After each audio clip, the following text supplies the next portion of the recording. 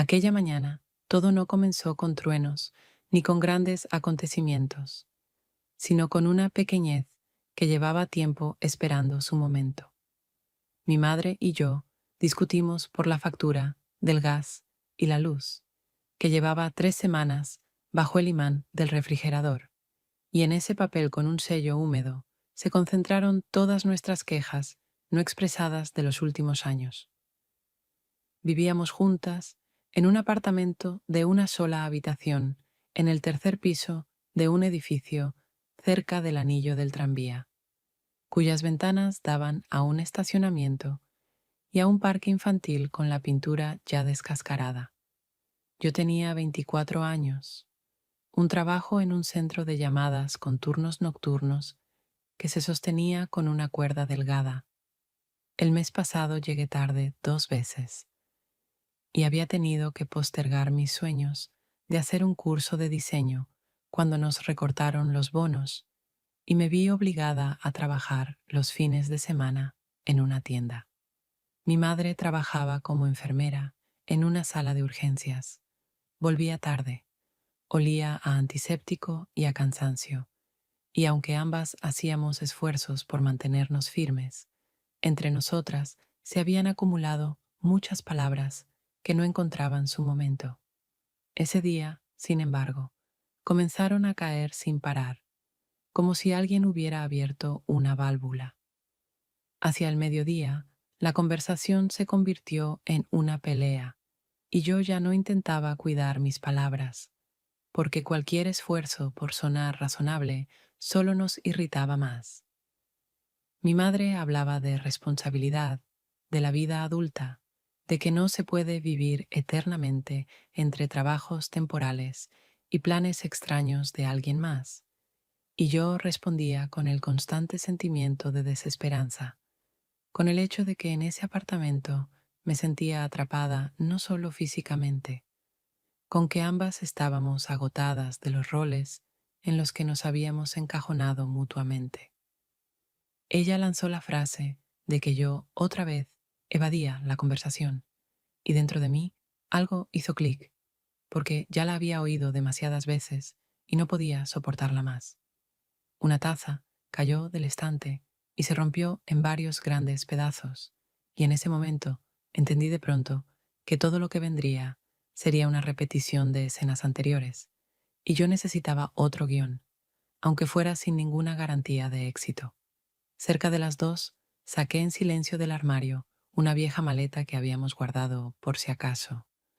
Puse algunas mudas de ropa, una libreta, una batería portátil con 2 cables pelados, un par de libros que llevaba conmigo como talismanes desde hacía tiempo, y mi pasaporte en una funda de plástico, además de un mapa con las rutas de autobuses que me habían dado en la estación el otoño pasado, cuando pensé en mudarme, pero no me atreví. Mi madre estaba en el pasillo con una toalla sobre el hombro. Repitió varias veces que yo estaba eligiendo lo más fácil, huir, en vez de sentarnos juntas y planear algo. Pero yo ya no respondía, porque sabía que cualquier palabra arrastraría otras 10, y no me quedaban fuerzas para eso. Cerré la maleta, revisé las llaves, me puse la chaqueta y salí del edificio, mientras por la ventana de la escalera se colaba humedad y desde la calle llegaba el sonido de un tranvía frenando. Y en ese ruido había más orden que en nuestras conversaciones. Una hora después, el cielo se había cerrado tan densamente que la luz del día parecía atardecer. En las noticias del kiosco, cerca de la parada, hablaban de un ciclón prolongado y de cancelaciones de rutas. Pero igual fui a la terminal de autobuses, porque ya no podía detenerme. El camino junto a las vías del tranvía estaba resbaladizo. Las suelas patinaban sobre losas mojadas. La maleta chocaba constantemente contra los bordes de la acera, y después de un golpe más, apareció una grieta en la tapa que amarré con una cuerda comprada por unas monedas en un kiosco de ferretería.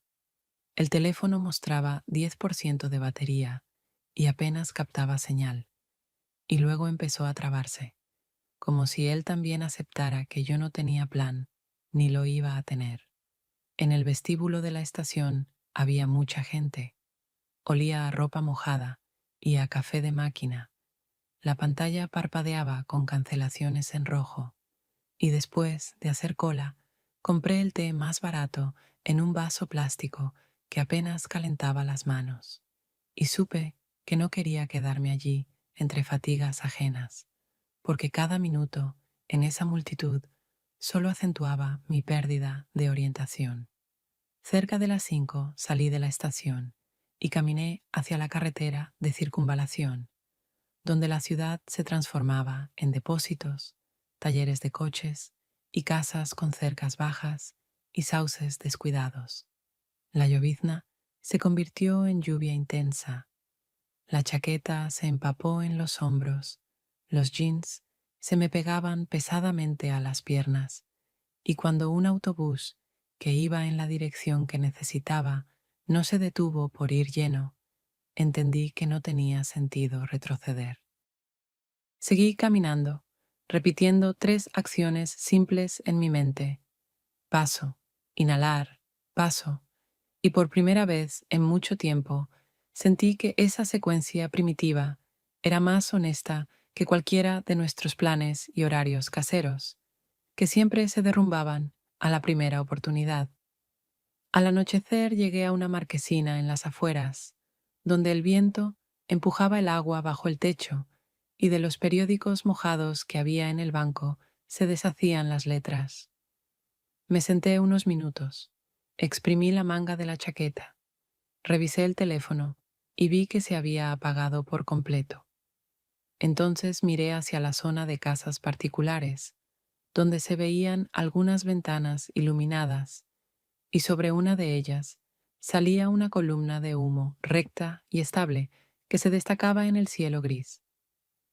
Pensé que el humo significaba calor y una estufa, lo que a su vez significaba que había alguien allí, cocinando o secando ropa, y ese argumento fue suficiente para que me pusiera en pie y fuera hacia allí, porque en la parada hacía más frío, y esperar un autobús nocturno que quizás nunca pasaría parecía absurdo. El camino hacia ese patio era lleno de baches. El barro se pegaba tan fuerte a mis zapatos que tenía que detenerme de vez en cuando y golpearlo con una rama del borde del camino. El perro del vecino ladró al principio, pero luego cayó, tal vez reconociendo en mí no una amenaza, sino simplemente a una persona cansada, buscando techo. La puerta chirrió cuando la empujé con el hombro, pero no se abrió, aunque en el porche brillaba una luz amarilla, y en su círculo vi unas botas de goma viejas, una caja de herramientas de madera y un balde metálico al revés. Toqué una vez, sin mucha fuerza, porque me daba vergüenza mi atrevimiento. Luego toqué otra vez, más fuerte, porque dentro no se oía nada, y ya no estaba segura de que hubiera alguien. Adentro se oyeron pasos, crujió el suelo, y yo, limpiándome con la mano la máscara corrida de rímel bajo los ojos, me enderecé, aunque eso no cambiaba nada, pero al menos me permitía mantener algo de dignidad. Cuando la puerta se abrió unos centímetros, de la casa salió calor y el olor de papas fritas mezclado con la humedad de las paredes de madera. Una voz masculina preguntó brevemente, sin entonaciones de más, quién era y qué quería. Respondí con la misma sencillez, aunque la voz me temblaba un poco. Me perdí bajo la lluvia, no hay autobuses, el teléfono está descargado, no pido nada más que poder esperar a que pase el mal tiempo, y si hace falta, puedo pagarlo con trabajo. Hubo una pausa que duró varios latidos del corazón. Se oyó un clic, la cerradura se corrió y la puerta se abrió más. En el marco apareció un hombre con una camiseta vieja, las manos sucias y una mirada atenta, pero no hostil, que en 2 movimientos evaluó mis jeans empapados, la maleta atada con cuerda y las zapatillas desgastadas. dijo con tono neutro, como si enunciara algo obvio, que podía entrar, solo que no tenía condiciones para huéspedes. Y en esa frase seca había tanta humanidad cotidiana que exhalé y crucé el umbral. El calor me golpeó en la cara. En el pasillo había cajas de herramientas, un saco de papas y una chaqueta vieja colgada de un clavo. El suelo estaba limpio, aunque rayado, y dejé la maleta junto al radiador, y mi chaqueta mojada la extendí sobre periódicos que él me pasó sin decir nada desde un estante. En la cocina chisporroteaba una sartén. Una lámpara bajo el techo brillaba débilmente. La tetera acababa de hervir, y en ese sonido doméstico tan familiar sentí un alivio extraño, como si alguien hubiera abierto de golpe una ventana en una habitación cargada y dejado entrar aire que no hay que ganarse.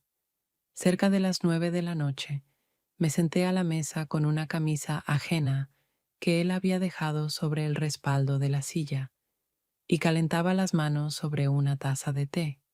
Él, sin imponer conversación, me mostró dónde estaba el pan, dónde las toallas, y solo preguntó de qué barrio venía, sin mostrar curiosidad por los detalles que la gente suele arrancar de las biografías ajenas.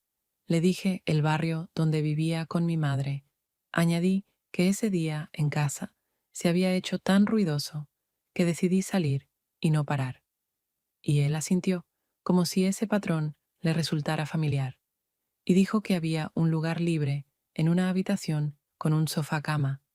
La manta estaba limpia, y en su voz no había ni una pizca de galantería ni sacrificio exhibido, solo un orden práctico que allí parecía correcto. A medianoche me acosté en la habitación sin arreglar, donde había una caja con bombillas y llaves bajo la pared, y en la esquina un trozo de papel tapiz despegado colgaba en una tira fina. Coloqué mi mochila con documentos junto a la almohada. En el alféizar puse el boleto de tranvía mojado que por milagro había sobrevivido en el bolsillo interior. Y por fin me permití no pensar a dónde iría mañana ni cómo explicaría mi ausencia en casa, porque ese día había sido suficiente con hacer una sola cosa: llegar hasta una luz cálida y no volver a lo que ya no podía soportar. Afuera llovía, pero allí no me pedían cuentas por cada minuto, ni me hacían preguntas para las que no tenía respuestas. Me dormí rápido, con gratitud por cosas concretas: una manta seca, un té caliente y la voz serena de una persona que no te asigna roles ni te obliga a dar explicaciones. Y por primera vez en mucho tiempo no tuve miedo de despertar. Desperté más tarde de lo habitual, y mi primer pensamiento no fue ¿qué hora es? ¿Dónde estoy exactamente? Una luz tenue se filtraba a través de las cortinas gruesas.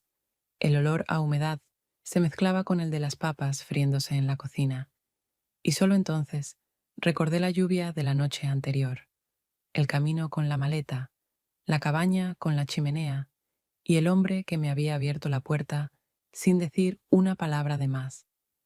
El sofá era duro, la manta olía a jabón casero, y en la esquina de la habitación se alzaba una caja con herramientas y otra con trastos viejos que me recordaban enseguida.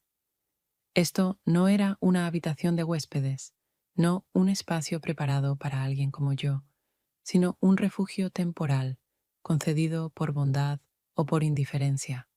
Aún no sabía cuál de las dos era más cierta. Me levanté despacio, tratando de no hacer crujir el suelo, y salí al pasillo. La casa estaba fría, las ventanas seguían cerradas, y solo desde la cocina llegaban ruidos de platos y el chisporroteo del aceite en la sartén caliente. Mateo estaba de espaldas a mí, de pie junto a la estufa. No se sobresaltó al verme entrar, como si ya estuviera acostumbrado a mi presencia, aunque apenas hacía unas horas que nos conocíamos. Giró la cabeza Me hizo un gesto hacia la silla y colocó en la mesa un plato de papas y una taza de té. Luego volvió a sus quehaceres, como si no hubiera nada extraño en tener a una mujer desconocida sentada a su mesa. Me senté con cuidado, sin atreverme a empezar a comer enseguida, porque todo a mi alrededor me recordaba que era una invitada. En la ciudad estamos acostumbrados a preguntar, ¿puedo? Incluso cuando la respuesta es obvia, pero aquí nadie explicaba nada. Tomé un trozo de pan, le di un mordisco y sentí que ese desayuno simple tenía más sabor que cualquier café de pastelería donde solía esconderme después de las peleas en casa. Mateo se sentó frente a mí, sirviéndose una porción más pequeña, y durante unos minutos comimos en silencio, sin que se sintiera incómodo. Su mirada se posó en mí un par de veces, pero no me interrogó. No preguntó de dónde venía, por qué estaba allí, ni a dónde pensaba ir. Solo cuando estaba terminando de comer, dijo, después de la lluvia, puede que no haya autobuses. Si necesitas quedarte un día más, no hay problema, pero aquí todos trabajamos. En esa frase simple había más reglas que hospitalidad. No me ofrecía quedarme a vivir, no prometía ayuda, solo establecía una condición. Mientras estés aquí, sé útil. Y no sonaba como una imposición, sino como una oportunidad. Por primera vez en mucho tiempo, sentí que mi presencia en algún lugar podía tener valor, incluso si era solo para ayudar con tareas domésticas menores. Asentí, sin saber si realmente me quedaría, porque mi cabeza seguía llena de preguntas. ¿Qué dirá mi madre si no vuelvo? ¿A dónde iré después? ¿Fue correcto siquiera cruzar ese umbral? Después del desayuno, me mostró dónde estaba el lavamanos, las toallas, cómo abrir la puerta del porche, todo sin explicar el por qué ni el para qué. Sus movimientos eran seguros y concentrados, y su voz sonaba firme, como si cada mañana diera instrucciones a alguien invisible. Me sorprendía pensando que eso me tranquilizaba. No hacía preguntas, no intentaba arrancarme verdades, no se interesaba en lo que haría después. Actuaba como si mi estancia fuera simplemente otra casualidad que no valía la pena analizar. Salimos al patio. La tierra estaba mojada y pegajosa. Del granero venía olor a humedad, y un perro ladró a lo lejos, pero Mateo ni siquiera volteó. Me mostró la leña, una vieja bomba manual que había que accionar para sacar agua, y dijo, aquí todo es sencillo, solo no lo hagas con prisa. Intenté imitar sus movimientos, pero me salía torpe. El agua se derramaba y él no se molestó. Solo se acercó, corrigió mis manos y repitió con calma. No te apures. Ese tono era nuevo para mí, no condescendiente ni didáctico, sino más bien práctico, como quien sabe que el error es parte del aprendizaje. Cuando el sol subió un poco más, yo ya estaba sentada en un banco bajo la pared y él arreglaba algo cerca de la ventana. Lo observaba trabajar y pensaba, él podría no haber abierto la puerta aquella noche, y su vida habría seguido igual, tranquila, rutinaria, solitaria. Ahora, en su ritmo cotidiano, había aparecido yo, una desconocida sin plan, sin explicaciones, y no sabía si era por un día, dos o por más tiempo. Quise preguntarle si realmente no le molestaba mi presencia, pero no me atreví, porque cualquier respuesta podía cambiarlo todo. Solo me quedé allí, capturando el momento. Seguía siendo una extraña en esa casa, pero por primera vez en mucho tiempo no me sentía rechazada. Y eso era suficiente para darme esperanza de llegar hasta el día siguiente, incluso si fuera el último aquí. Cuando el crepúsculo volvió a cubrir el patio y las luces se encendieron en las ventanas, me di cuenta de que esta segunda noche, en aquella casa, me provocaba sensaciones completamente distintas a la primera. Aquella vez me había acostado en tensión, escuchando cada sonido, temiendo cerrar los ojos porque no sabía qué esperar del hombre que me había dejado quedarme. Ahora, un día después, cuando no había ocurrido ni un solo gesto que despertara sospecha o humillación, esa alerta inicial ya no existía. Seguía siendo una huésped, una extraña que había aparecido sin avisar y sin explicaciones. Pero ya sabía que Mateo no tenía intención de convertir mi fragilidad en motivo de beneficio o desprecio. Ese saber me permitía relajarme un poco, aunque a la vez me resultaba extraño. Yo estaba acostumbrada a lo contrario, a que cada acto de bondad viniera con un precio oculto. La cena transcurrió con la misma sencillez que la anterior. Mateo colocó en la mesa un cuenco con verduras guisadas, pan y té, y comimos sin hablar, intercambiando de vez en cuando miradas breves. Su silencio ya no me parecía indiferencia. Comenzaba a notar que en él había algo parecido a la cautela, como si no quisiera cruzar límites que yo aún no había definido, y precisamente esa cautela me hacía sentir calma. En la ciudad, la gente hablaba demasiado, y sus palabras rara vez coincidían con sus actos. Mateo casi no hablaba, pero sus acciones siempre eran coherentes con lo que decía. Cuando terminamos de cenar, recogió los platos en silencio y empezó a lavarlos en un barreño. Intenté ayudarle, pero levantó la cabeza y dijo brevemente: «Siéntate. Mañana habrá suficiente trabajo». En su voz no había arrogancia, solo una seguridad tranquila de que así estaba bien. Le obedecí y me quedé sentada, observándolo. En sus movimientos, en la calma con que realizaba las tareas cotidianas, había algo inusual para mí. Sentía que no solo estaba viendo a un hombre que vivía solo y seguía su rutina, sino a alguien que había logrado construir su propio orden y no permitía que el caos lo deshiciera. Antes de irse a dormir, tomó una manta del respaldo de la silla, se acercó a la puerta de mi habitación y dijo: «Aquí hace más frío, llévate otra». Quise rechazarla, pero la acepté, porque sabía que discutir sería inútil.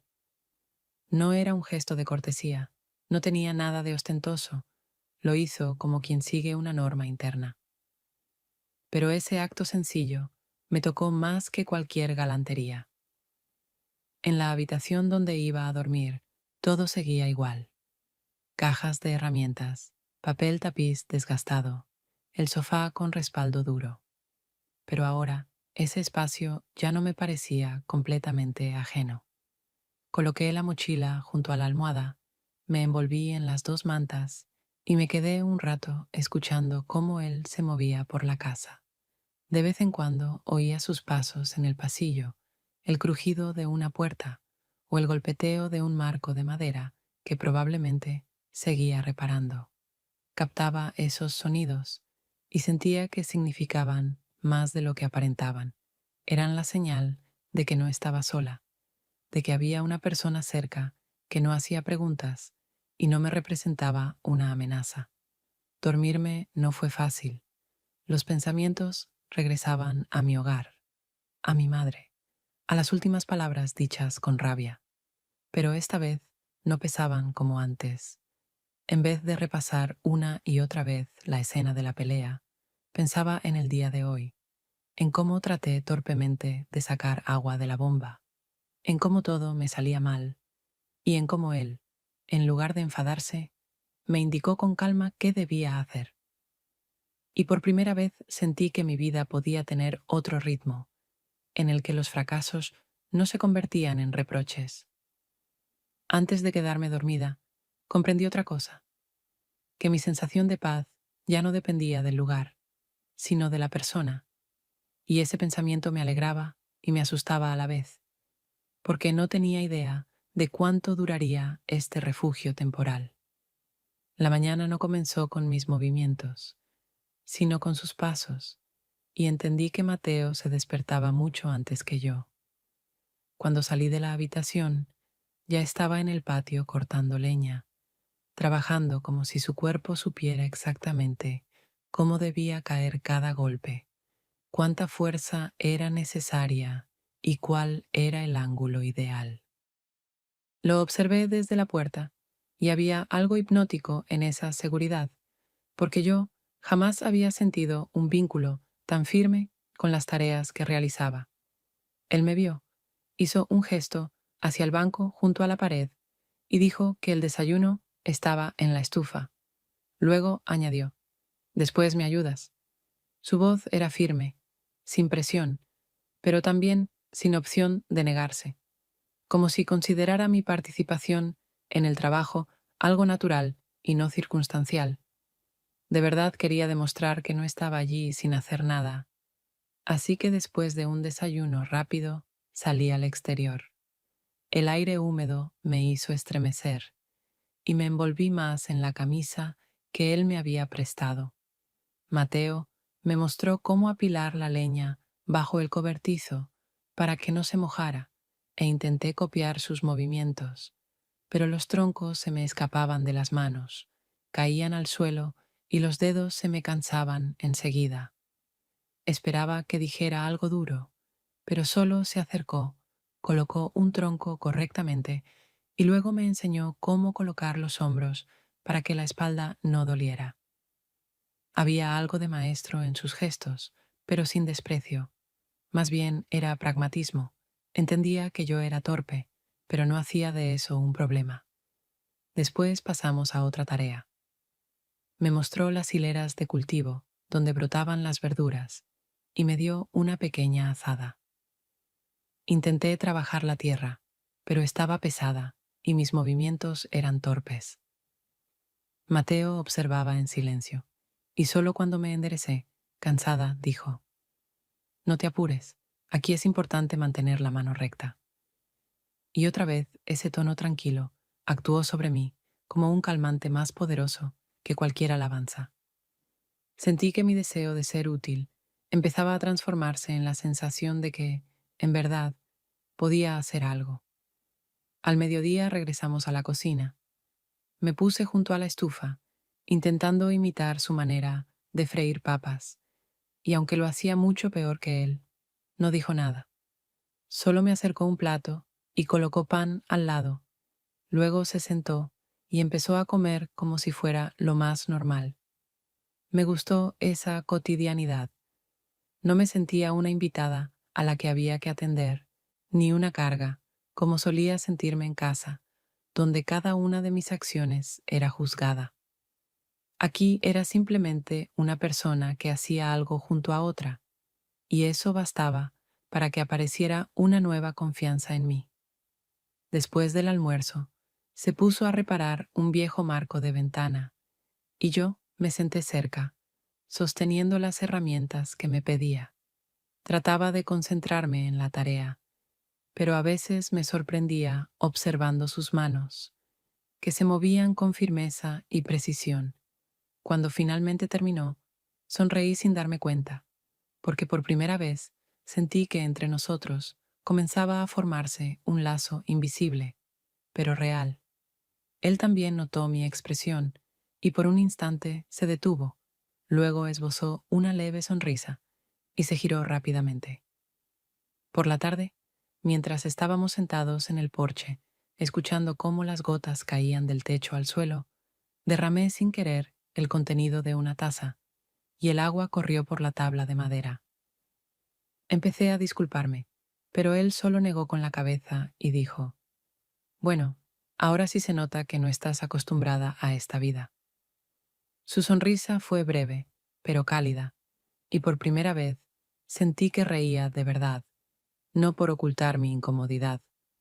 Aquella noche, cuando me acosté en el sofá, me di cuenta de que esta vez no me dormía con la sensación de estar en tierra ajena, sino con la tranquila certeza de que había hecho algo que tenía valor no solo para mí, sino también para él. Y aunque seguía siendo, a sus ojos, una forastera, Entre nosotros ya existía una confianza tenue, pero real. La tarde del día siguiente llegó sin que lo notáramos. Ambos estábamos cansados después de trabajar, pero ese cansancio era distinto al que conocía. No venía de discusiones absurdas ni de tensión emocional, sino de cosas concretas, de tareas que dejaban resultados y te hacían sentir que el tiempo no se había desperdiciado. Mateo estaba sentado en el porche, arreglando sus herramientas, mientras yo calentaba las manos con una taza de té recién hecha. Dentro de la casa hacía calor, casi sofocante, así que salí con él y nos sentamos uno junto al otro, mirando el patio oscuro donde aún brillaban los charcos de la lluvia. El aire estaba impregnado de humedad y el olor a tierra era tan denso que parecía que se podía respirar algo más grande que el aire mismo. Seguía habiendo distancia entre nosotros, pero ya no era la del primer día. Yo ya no me sentía una carga accidental y él ya no parecía un hombre que soportaba mi presencia por obligación. Nuestras posiciones habían cambiado sin que lo notáramos. Empecé a formar parte de su rutina diaria y él no trató de evitarlo. Estaba ligeramente inclinado hacia adelante, escuchando cómo el agua caía del techo en hilos delgados, y en esa atención había tanta calma que sentí cómo mi cuerpo se relajaba poco a poco. Pensé que debía agradecerle. Después de todo, si no me hubiera abierto la puerta aquella noche, quizás aún seguiría perdida. Las palabras no salían fácilmente, pero finalmente dije un simple gracias. Mateo se encogió de hombros y respondió con naturalidad: No hay de qué, cualquiera lo habría hecho. En su respuesta no había orgullo. Sonó como un hecho obvio, pero fue precisamente esa sencillez la que me golpeó más que cualquier discurso florido con que otros suelen disfrazar su indiferencia. Me sentía apretada dentro de mis emociones y entonces hice algo que hasta ese momento no me había atrevido a hacer. Me incliné hacia él y rocé sus labios con los míos. No reaccionó de inmediato. Durante unos segundos permaneció inmóvil y sentí cómo la sangre me subía al rostro, temiendo haber hecho algo fuera de lugar. Ya iba a retirarme cuando lentamente giró la cabeza y respondió a mi gesto. Su beso fue suave, incluso algo inseguro, completamente diferente de los besos que había conocido antes. No había prisa, ni deseo de ir más allá enseguida. Era más bien una señal de que aceptaba mi paso, que me permitía cruzar esa línea que nos había separado desde el primer momento. Sentí cómo mi cuerpo se relajaba, porque hasta entonces había vivido con una expectativa constante de peligro, y en este gesto no había ninguna amenaza. Al contrario, en su lentitud sentí la seriedad con la que se tomaba cada cosa. Para él, incluso un beso no era algo trivial, y esa seriedad me hizo entender que ambos habíamos cruzado una frontera que ya no se podía desandar. Después de eso, nos quedamos sentados largo rato, sin decir nada. Yo trataba de entender mis propios sentimientos, y él, al parecer, me daba tiempo. Comprendí que ese beso no significaba un acercamiento inmediato, no habría un nuevo capítulo lleno de promesas ni planes de futuro. Solo era la confirmación de que ya no éramos dos desconocidos bajo un mismo techo. Y eso era suficiente para calmar un poco mi alma.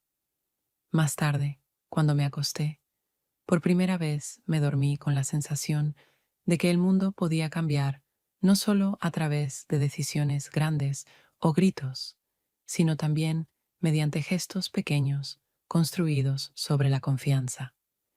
Y aunque sabía que al día siguiente me despertaría en las mismas circunstancias, en el mismo sofá, en la misma habitación, el mundo ya era otro, porque ahora estaba Mateo, que no se había alejado cuando di mi paso.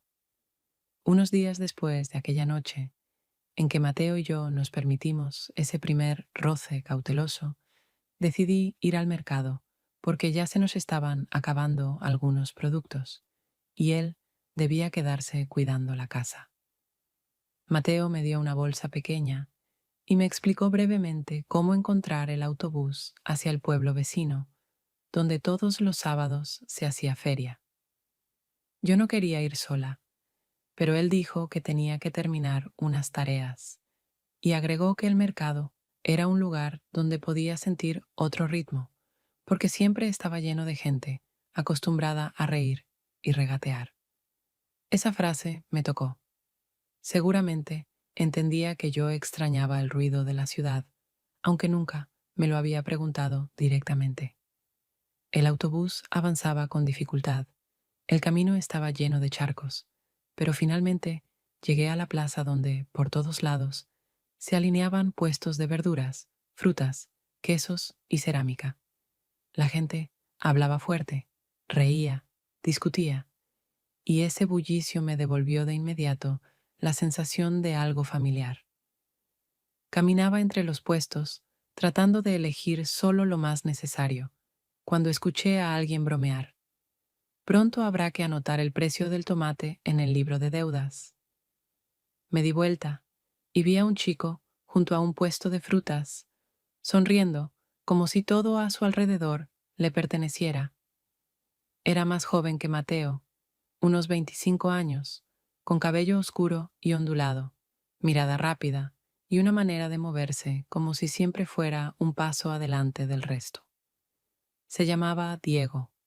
Enseguida me tendió la mano, me ayudó a cargar las bolsas pesadas y empezó a hablar como si nos conociéramos de toda la vida.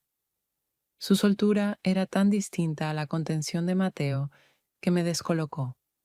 Hacía tiempo que nadie me decía tantas palabras en tan poco tiempo. Llenaba el aire de chistes sobre los productos, sobre la gente del mercado, incluso sobre mí, cuando preguntó por qué cargaba la bolsa como si fuera a explotar. Caminamos juntos entre los puestos, y él cargó la mayoría de las bolsas, bromeando con que las manos de ciudad no aguantan peso de campo. No protesté, aunque sentí un poco de vergüenza, porque con Mateo insistía en cargar la leña yo sola, y ahora dejaba que alguien más me ayudara tan fácilmente. Pero también sentí una ligereza olvidada. Con Diego podía reír sin pensar en las consecuencias, responder con bromas cortas sin miedo a sonar mal. Cuando salimos del mercado y nos acercamos a la parada, se ofreció a acompañarme hasta el autobús, y acepté. Mientras esperábamos, siguió contando historias de su pueblo, de los vecinos, de su infancia. Su voz era más fuerte de lo necesario, pero no molestaba, porque en su estilo había una alegría abierta, una energía que no pedía permiso. Me preguntó si estaría mucho tiempo por allí, y respondí de manera ambigua, sin contar que estaba viviendo temporalmente con Mateo. De vuelta, mientras el autobús se sacudía sobre los baches, miraba mis manos, rojas por las bolsas, y pensaba que gracias a Diego no dolían más de lo necesario. Pero ese alivio me pareció de pronto una traición. Sabía que Mateo no habría permitido que yo entregara tan fácilmente el peso a otro, porque para él era importante enseñarme a valerme por mí misma. No mencioné a Diego cuando regresé a casa, y ese silencio me mostró de inmediato que entre los dos hombres había aparecido una frontera invisible que ya había cruzado. Mateo me recibió en la entrada, tomó parte de las bolsas y ni siquiera preguntó si me había acostado. Su presencia tranquila contrastaba con el bullicio que había dejado en el mercado, y pensé que era como vivir dos ritmos distintos, uno contenido y profundo, otro ligero y cambiante. Por primera vez me pregunté si, tal vez, justo en ese contraste estaba la respuesta que definiría mi futuro. Las semanas siguientes se extendieron para mí en dos vidas paralelas que parecían fluir una al lado de la otra, sin llegar nunca a mezclarse en un mismo río.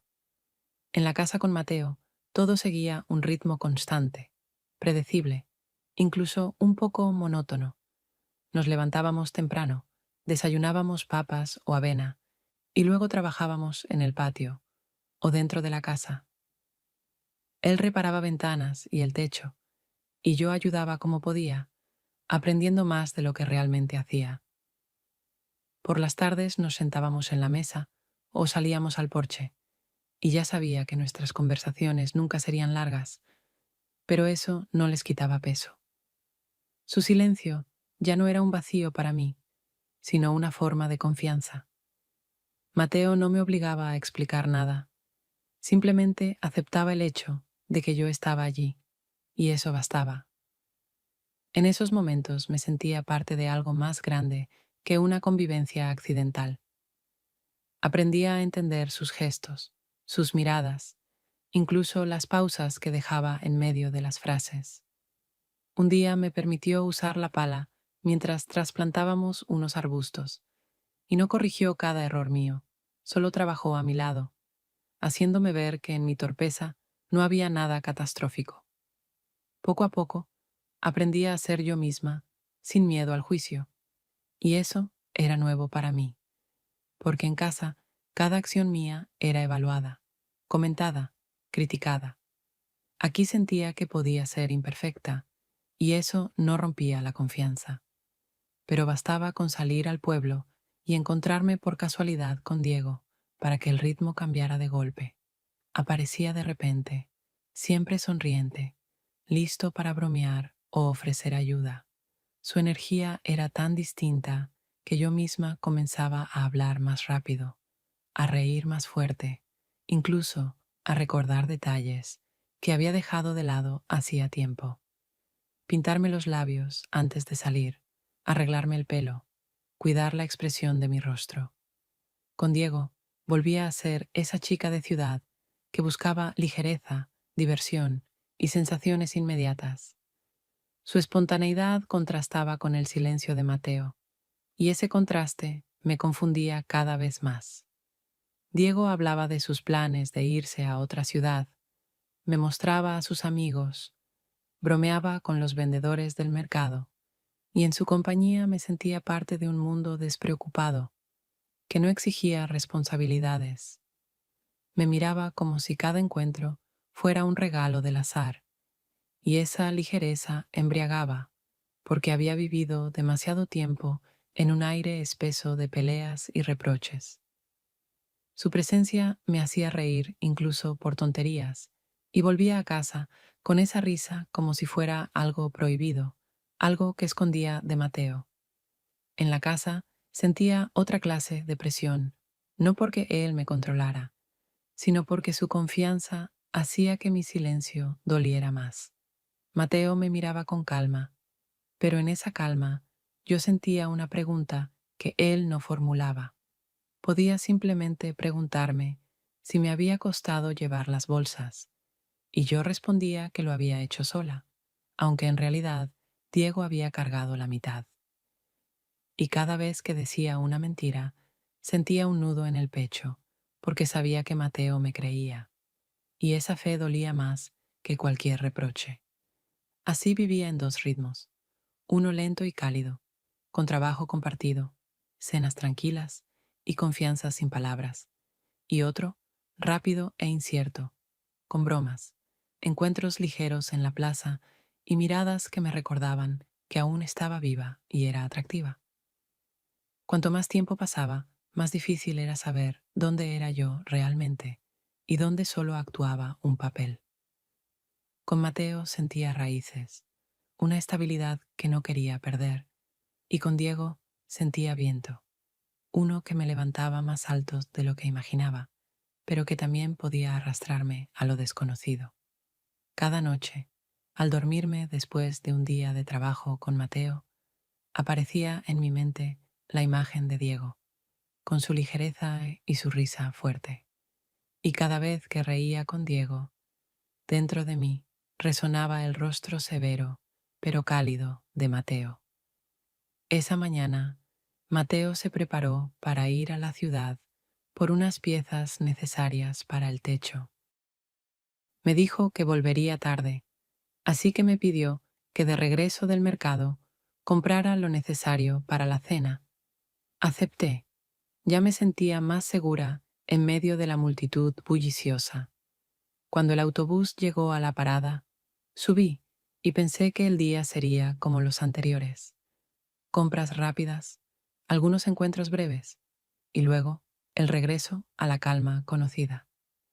Pasé bastante tiempo eligiendo verduras y queso, queriendo llevar algo realmente útil a casa, y fue allí donde me vio Diego.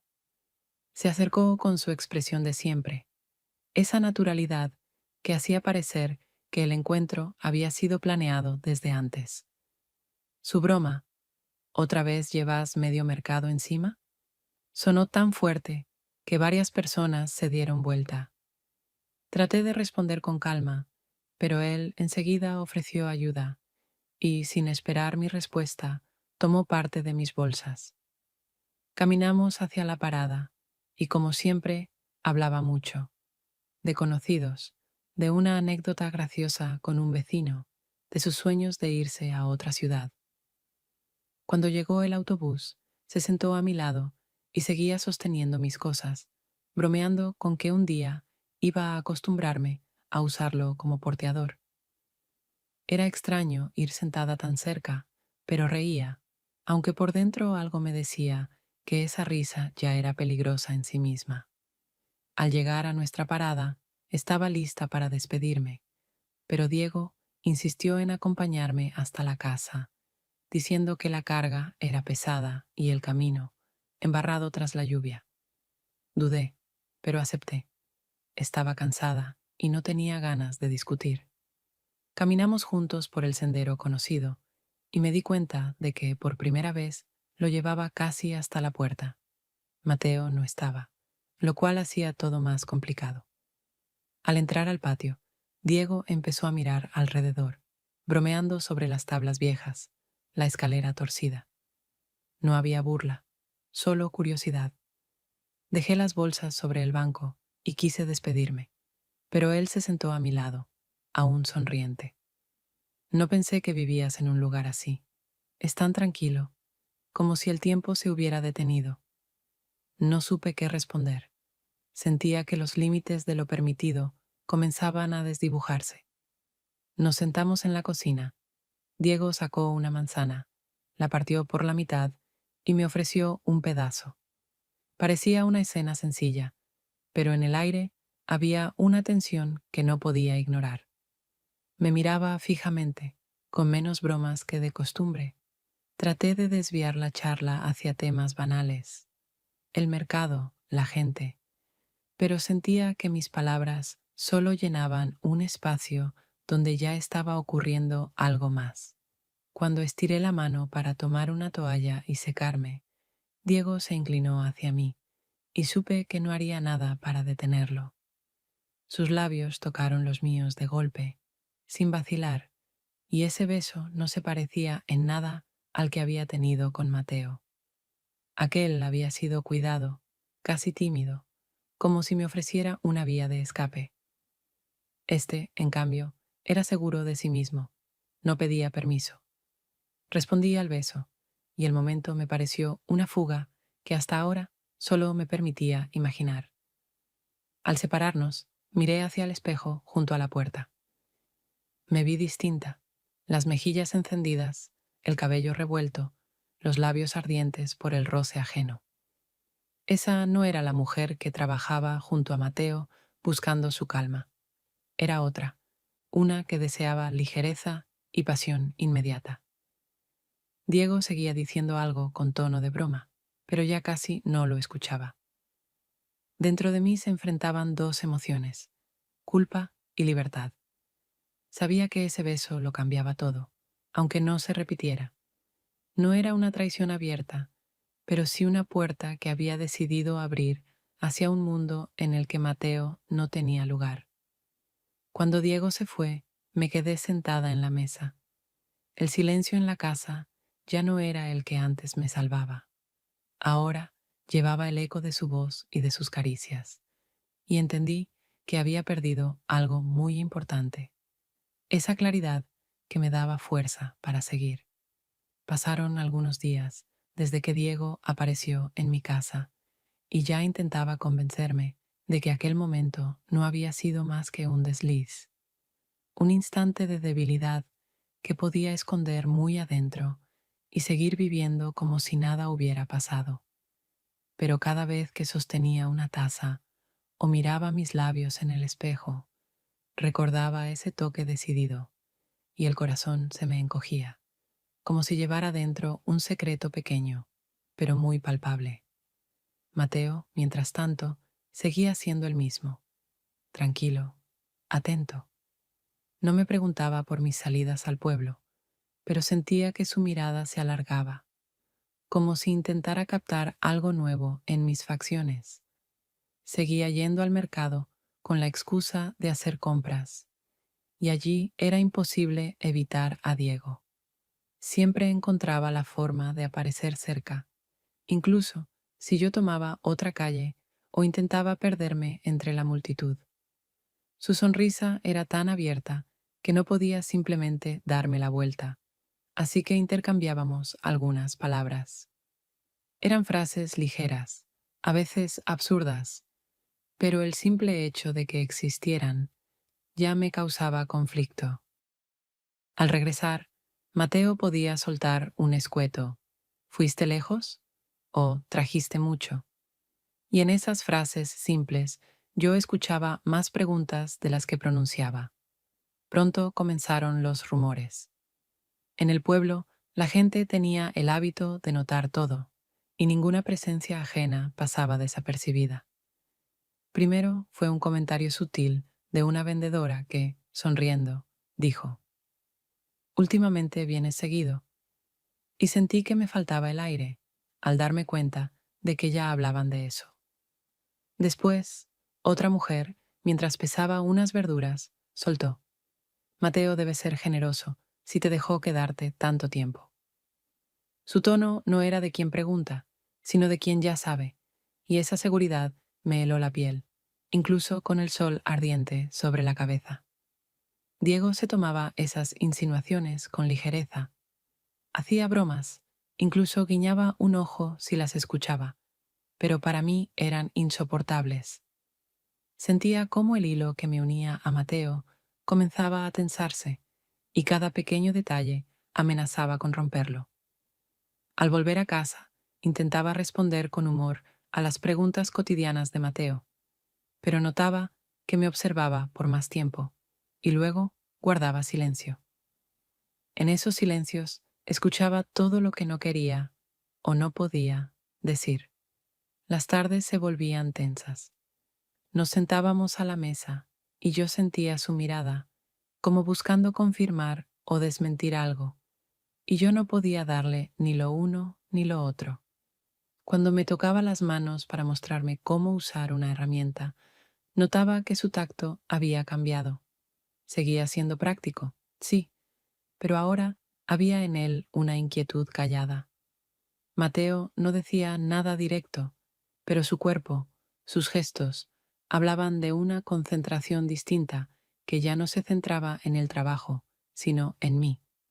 Mientras tanto, en el pueblo, las habladurías se expandían más rápido de lo que yo podía imaginar.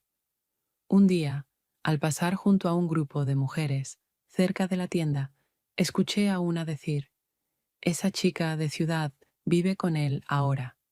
Y todas se rieron, sin preocuparse de que yo oyera.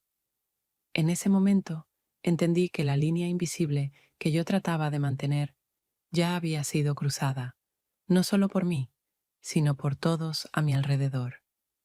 Empecé a temer encontrar la mirada de Mateo, porque sabía que ya sospechaba, aunque no tuviera pruebas.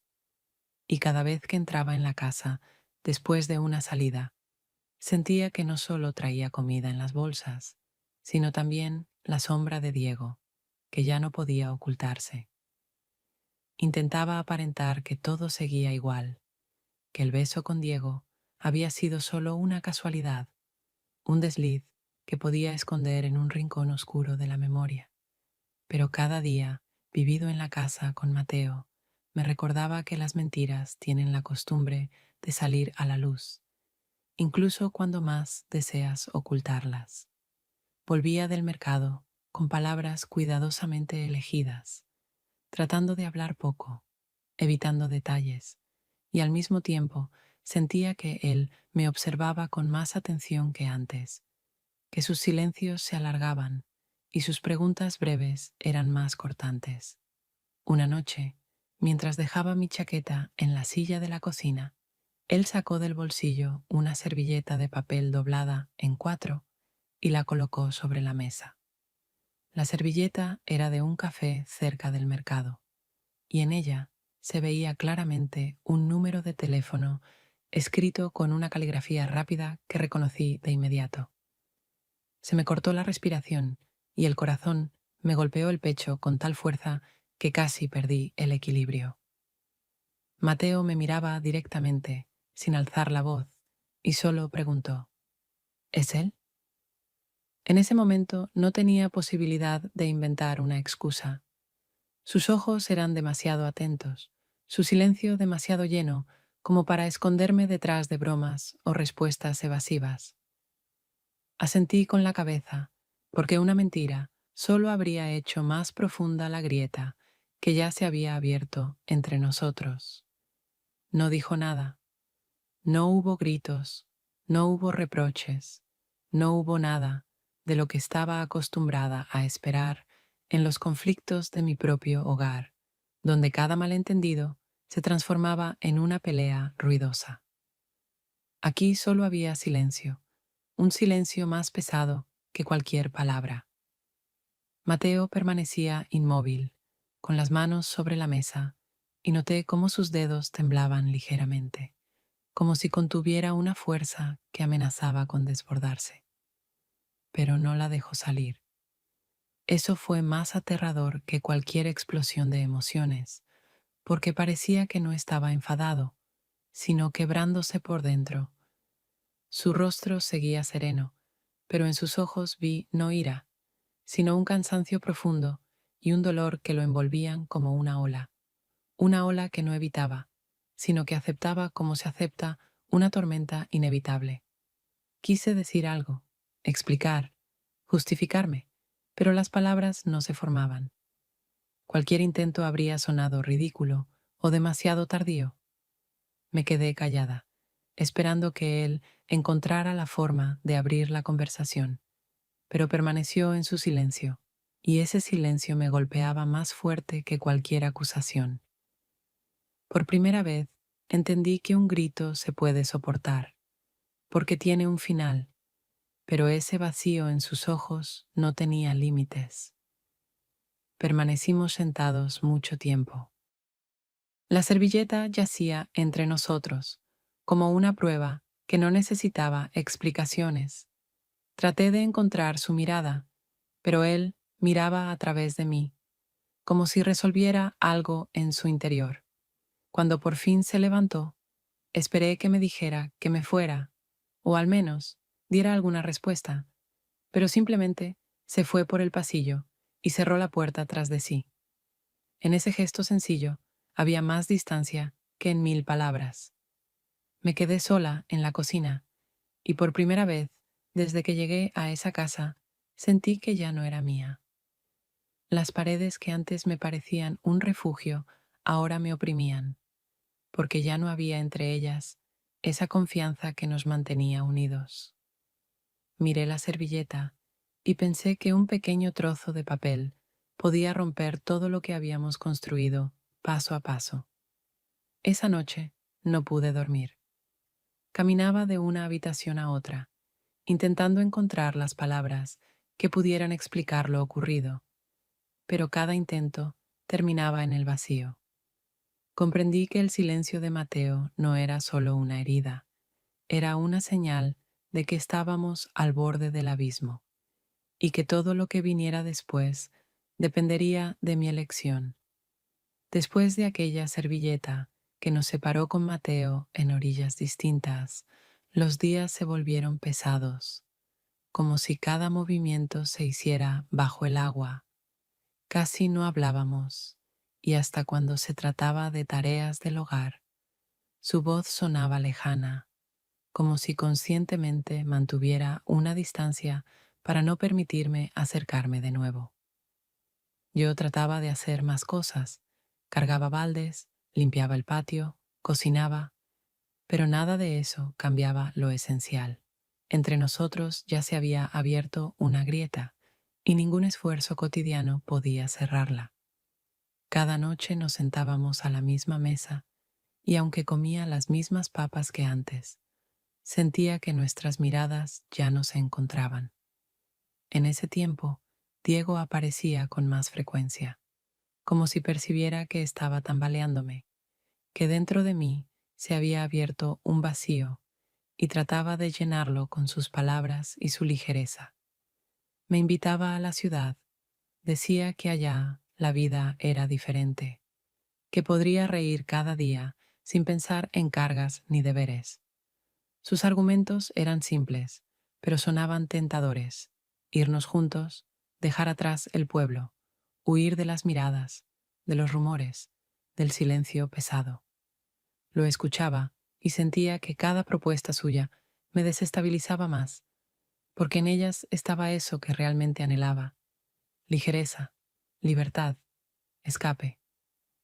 Mateo no intentaba convencerme con palabras. Solo una noche dijo: puedes quedarte, igual te amo. Esa frase fue dicha en voz baja, sin dramatismo ni súplica. No pedía nada a cambio, simplemente constataba que, pese a la traición, no era capaz de echarme. Y fue esa sencillez la que me golpeó más fuerte que todas las promesas de Diego. En sus palabras no había juego, no había imágenes seductoras del futuro, solo una firme disposición de aceptarme con todos mis errores. Caminé largo rato por el patio, tratando de entenderme a mí misma. Por un lado, Diego ofrecía un camino donde podía empezar de nuevo, sin pasado, sin juicios, con nuevas risas y nuevas ciudades. Por otro, Mateo no ofrecía nada, salvo su presencia y la estabilidad que ya había empezado a sentir. Sabía que con Diego todo sería fácil, pero por poco tiempo, porque su ligereza se sostenía en cosas superficiales, chistes, entusiasmos pasajeros, mientras que con Mateo sería difícil, pero en esa dificultad había algo verdadero, algo que podía resistir tormentas. No tuve el valor de decirle un no claro a Diego. Nos encontramos en la plaza. Volvió a hablar del viaje. Pintaba con palabras una nueva vida, y yo lo escuchaba, aunque por dentro ya sabía la respuesta. Su voz era fuerte, sus ojos brillaban, pero también veía en ellos la ausencia de eso que sí tenía Mateo, la capacidad de guardar silencio y seguir ahí cuando las palabras ya no sirven. Diego quería que diera un paso hacia el viento, y yo ya estaba cansada de ser solo una ráfaga. Cuando regresé a casa, Mateo estaba cortando leña en el patio. Sus movimientos eran constantes, ni siquiera alzó la vista cuando pasé junto a él, pero en esa calma había más fuerza que en todas las invitaciones de Diego. Me detuve y comprendí que mi elección ya estaba hecha, no por deber, ni por miedo al juicio, sino porque, junto a Mateo, por primera vez, sentí raíces y no solo un viento pasajero. Esa noche me acerqué a él y le dije que me quedaba. No sonrió, no dijo palabras de alegría, solo asintió con la cabeza y siguió trabajando. Pero sabía que ese gesto valía más que cualquier discurso. Ambos entendíamos. Lo que venía sería difícil, tal vez incluso doloroso, pero era un camino donde aún había posibilidad de salvar lo que ya habíamos empezado a construir. Ya no podíamos fingir que todo seguía igual. Cada pequeño detalle nos recordaba la grieta que se había abierto entre nosotros. Mi mirada esquiva, cuando él hacía una pregunta, sus gestos contenidos cuando quería tocarme, pero se detenía. Había tensión, una sensación constante de que caminábamos por un sendero estrecho, donde cualquier paso en falso podía volver a abrir heridas antiguas. Hablábamos por las noches, a veces casi discutíamos, a veces simplemente guardábamos silencio durante mucho rato, sentados uno frente al otro. Esas conversaciones no traían alivio, pero poco a poco derribaban el muro que ambos habíamos construido entre nosotros. Mateo no pedía explicaciones donde ya no podían existir. Solo quería saber que me quedaba no por miedo ni por culpa, sino porque realmente deseaba estar allí. Poco a poco empecé a notar que volvía a confiar, aunque no lo dijera en voz alta. Sus manos se posaban sobre las mías cuando yo me concentraba en alguna tarea, y ese gesto tenía un significado distinto al de antes. Ya no era solo cuidado, sino también un reconocimiento de que habíamos atravesado la tormenta y no nos habíamos quebrado. Con el tiempo, aprendimos a vivir con lo que había pasado, sin tratar de borrarlo ni olvidarlo. El pasado seguía con nosotros, pero ya no gobernaba el futuro. Lo aceptamos como parte de nuestra historia, y fue justamente eso lo que nos dio fuerzas para seguir adelante. Comprendí que el amor no se mide por la cantidad de palabras dulces ni por la ausencia de errores. Es real solo cuando sobrevive a las pruebas, cuando es capaz de sostenerse donde debería haberse roto. Y en ese momento supe, habíamos resistido, aunque ya no éramos los mismos. Pero quizás, justamente esos cambios nos habían hecho más fuertes que nunca.